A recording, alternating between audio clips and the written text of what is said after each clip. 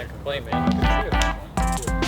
All right, so I'm Kyle Maring. I'm with Westwood Management Group, and I have been in the industry since 2013. For most people that are in this industry, you don't grow up thinking, wow, I really want to become a community association manager, but this is where we land. So tell us a little bit about where you came from and how you got to where you are. I've always, in some form or fashion, been in the industry. My father owns a commercial landscape business.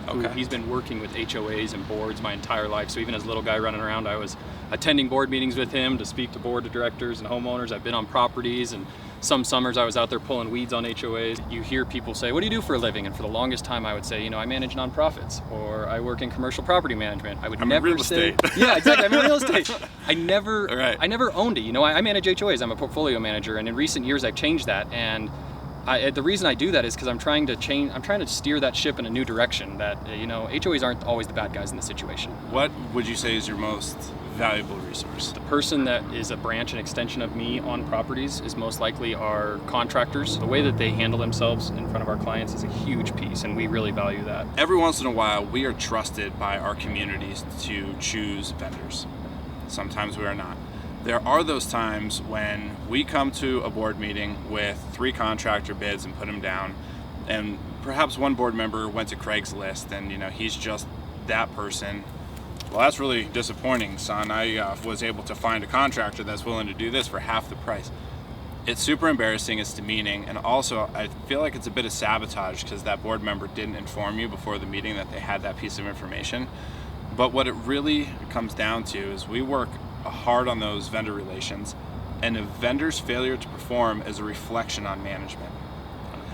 And if we didn't have a choice in hiring the vendor, yet when something isn't done to a certain standard, we're judged, what do you think the best balance is? I think that my biggest response to that board member in those board meetings is I truly believe you get what you pay for, right? You kind of go with the lowest bid, that's fine, but in all situations, you're going to get what you pay for. My always response to that is Joe Schmo with a truck and a ladder is not necessarily going to meet the qualifications that we as a management company, a professional management company, have set for vendors. As you mentioned, they need to be bonded, insured. We love the history so they understand the dynamic of an HOA. Too often do contractors come in and convince a board member or woo them with their smooth talking, and all of a sudden the board member loves them and wants to use them on everything. However, they don't understand that HOAs are a little unique in how they process payments and how they pay out, and it's not an immediate gratification.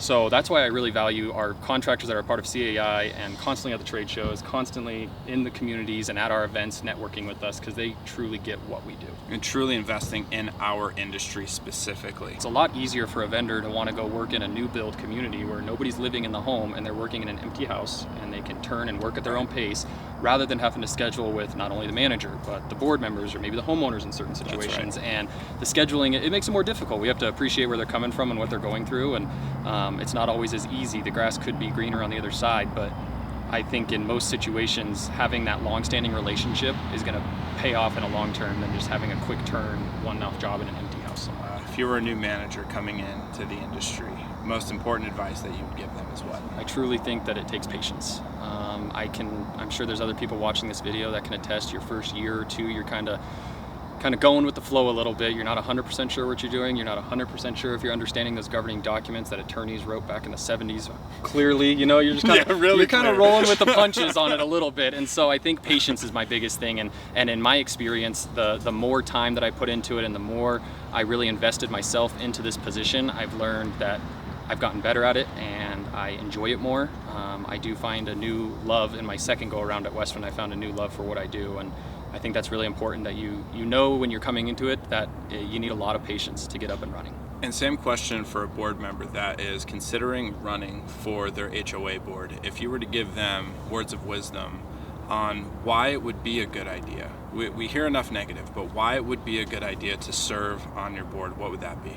Do it. Just do it. I mean, I have some communities that I have 7 board members and I have 3 that are itching to get on, and I get them on my committees and I do other things to get them involved. But in all honesty, the people that volunteer on the board, they get a new appreciation for what we do and what the board of directors do. So many times I have had an owner or somebody who doesn't understand call and complain about the board, and I ask them to run. And when they get on the board, and they see exactly what's going on and they're responsible to those covenants, they have a new appreciation. I love the way that you said that. That was fantastic. Yeah, I had a situation recently come up where I had a continued homeowner that, you have your regular homeowners that are always calling in every snowstorm. Remove the snow. Man, we haven't hit the trigger limits, the 2 and 4 triggers. There's limits for a reason.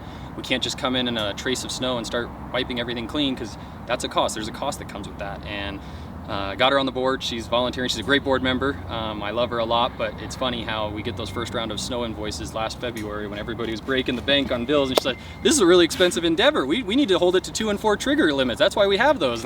Yes, I agree, ma'am. I agree with you. So I just think, they truly, and it comes back, it's a lack of education, right? It's a lack of knowledge that they might not truly understand what it is the board of directors are responsible for, what they do, what their manager does, what the management company does. And if you can somehow encompass them and invite them into our little ecosystem that we have running of how an HOA runs, they'll get a whole new appreciation and respect for you.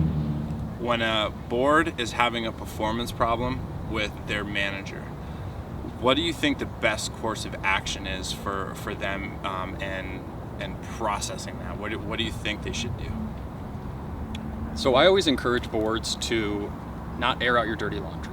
Keep it in-house, keep it in your executive session. That's one of those items that you can talk about employees and personnel within executive session, and I encourage them to do though. And so don't do it in open forum. Please don't do it on an email chain that could be posted for everybody to see. I truly think that having an upfront, honest conversation with an individual is very important. Sometimes in those situations, you never know what that person's going through. So Mr. Board Member realizes the manager might not be meeting deadlines they set. Well, is there a reason for that? Is your manager a portfolio manager that has 8, 9 other properties? Maybe that manager isn't setting realistic deadlines for themselves. Personally, I've been a victim of that, where I overpromise and underdeliver. I'll get you that new budget draft by the end of the week, and reality, I have 4 board meetings that week that I have to prepare for. There's no way I'm getting to that by the end of the week. And so I think it just has to be an open dialogue amongst the board and the manager, and just having the conversation and figuring out what it is going on and setting realistic deadlines. Now, if that happens and the stuff's still not being met, that's why I think there's a hierarchy within a professional management company. That's when you go to the James Phifers, the Brian Terharts, the executives within companies, and you bring it up to their attention. And maybe it's time for the company to look at their employee and decide, did we give this person too much? Is their workload just way too much? Each portfolio is completely different. I look just at my peers, my colleagues at Westwind, and you look at their portfolios, and each one is totally different. Agreed. We have a single family community that all they do is newsletters, covenants, and ACCs. And then there's another colleague that has a portfolio full of townhomes, completely different monster, and it comes with different tasks and objectives. So in the event board is not happy with the manager, please give them the opportunity to fix it. Too many times you have Mr. Board Member just fire the management company and cut ties, and I don't think that helps anybody. That's hurting the HOA. Yes. Yeah, that hurts the HOA. It sets you back a couple of months, because now you're onboarding a new client. Then you have to train a new manager, and they have to learn the nuances of your community, when that really could have been avoided had you had that open conversation with either the manager or the executives at your management company. And it's difficult to get a termination letter when you didn't understand that there was a problem.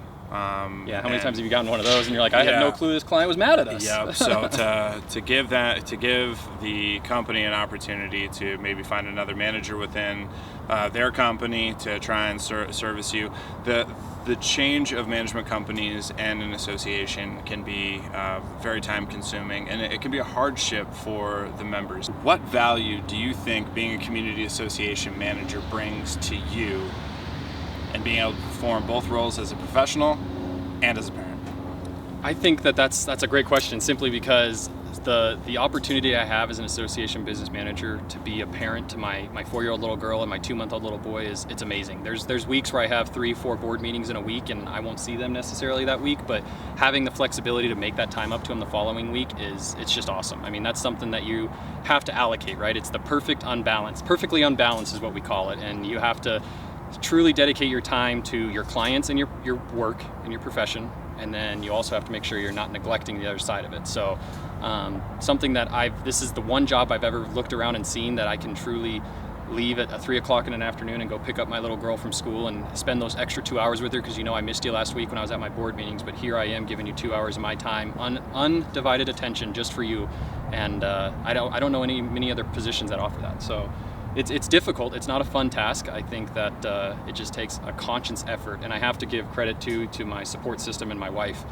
Talk about a trooper. She's those weeks that I'm gone 4 nights out of the week, she's home with 2 kiddos all by herself, running it all, holding down the fort for us. So it comes from a true support system. It might not be your spouse or your wife, but maybe it's your parents, aunts, uncles. I think that you need to have an ecosystem that supports you to hold you up and lets you do what you're trying to do professionally. You're absolutely right. That support system and the people that do support us, because it's getting to the office 8 in the morning, work till 5, get off at 5, and you might be able to get something in your mouth before you're at your board meeting, which can start anywhere between 5:30 to 7. Sometimes you're not walking in your door until 9 or 10 o'clock at night. And because of those reasons, we unfortunately do have to miss family time. But as Kyle said a minute ago, the ability to be able to make up that time when you don't have a night meeting and that flexibility can be the difference. Right, and something I think to add to piggyback onto that is too many times we as HOA managers think that a meeting date and time is set in stone for a reason. Now, if it's an annual meeting, that's something different, but if it's a regular board meeting and my daughter has a ballet coming up, I'm going to email my board now. I wouldn't have did this 5-6 years ago, but I'm going to email them now and say, hey guys, something Wonderful really big and advice. important is coming up to me. I'd really like to change our Thursday night meeting to Wednesday night or a Friday afternoon meeting just because my daughter's in a ballet and I want to go watch her. And it's amazing how your board reacts to that, right? They're so supportive of it. And I think too many times we just assume their response before we even send out that message. And there's only more often than not, these boards are in complete support of what you are doing and they will support you in that, and they're going to reschedule that meeting.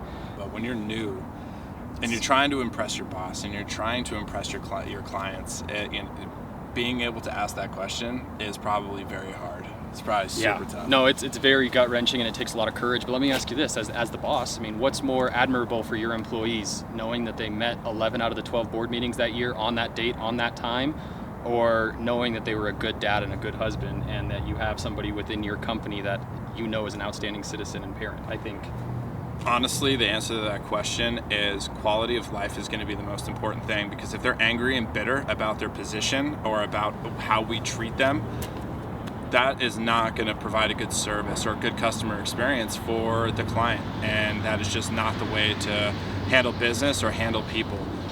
They will give their all and they will make sacrifices when it fits their time schedule. And I promise, at times they will even say, sorry, honey, I can't make it tonight, because I know that through my daughter turned 18 yesterday, and through the last 18 years, I had times when I said, sorry, honey, I can't make it, but the majority of the time I was able to make it. And because I was happy in both roles and being able to have a successful career and being a successful parent, because I had the freedom, that was what was important, and that's how we continue to treat our culture.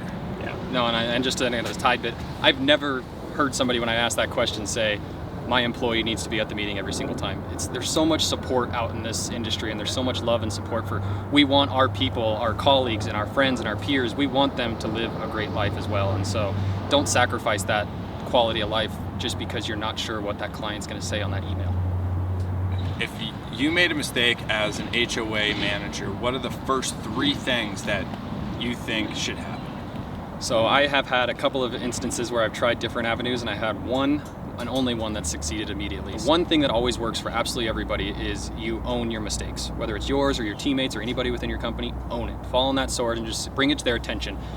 Every single time that I've brought something to the attention of a client before they could bring it to my attention, it's not oh gee, what'd you do wrong this time? It's how can we fix this? And I always like to come to those meetings with a solution in hand before. So here's where I messed up. However, here's what I'm thinking is our solution. Tell me your thoughts about that.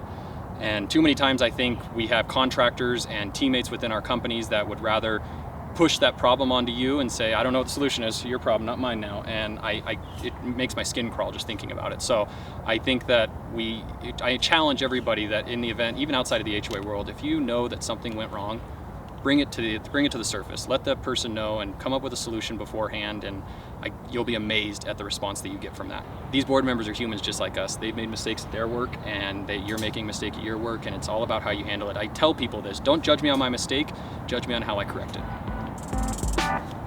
You're good.